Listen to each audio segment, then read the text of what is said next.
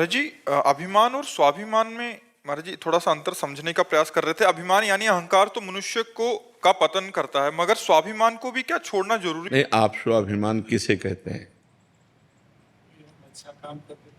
वो अहंकार ही तो है। आप स्व को क्या जानते हैं? नहीं, नहीं, स्व को कहाँ जाना आपने? शंकर सहज स्व रूप सम्हारा, लागी समाधि अखंड अपारा। स्व वो आत्मा से संबंधित है। शंकर सहज स्व अभिमान स्व रूप, ये परम पवित्र है।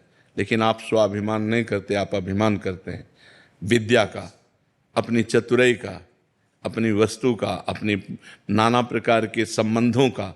ये सब अभिमान, स्वाभिमान, जाति का अभिमान, कुल का अभिमान, ये सब अभिमान है, स्वाभिमान नहीं। स्वाभिमान तो मैं प्रभु का हूं या मैं ब्रह्म हूं, शुद्ध परमात्म तत्व से संबंधित है। तो जो लोग ये कह देते हैं कि अभिमान तो नहीं करना चाहिए, तो स्वाभिमान, फिर तो उनसे पूछो स्वाभिमान किसे कह रहे हो? तो अपनी जाति को ले लेते हैं, कुल को ले लेते हैं, विद्या को ले लेते हैं, धन को ले लेते हैं, पद को ले लेते हैं, इसी को तो अभिमान कहते हैं। विद्या रूप महत्व कुल धन जौवन अभिमान, ये सब इसी अभिमान के अंतर्गत तो आते। स्वाभिमान, मैं भगवान का हूं, मैं प्रभु का अंश हूं, अब ये आत्म तत्व से जुड़ गया, या मैं ब्रह्म हूं, अब ये परम पवित्र है, इसको कोई मिटा नहीं सकता। और जब इसका अनुभव होता है तो जो मेरे अंदर है वही सबके अंदर है, तो राग द्वेष हो ही नहीं सकता, लड़ाई झगड़ा हो ही नहीं सकता।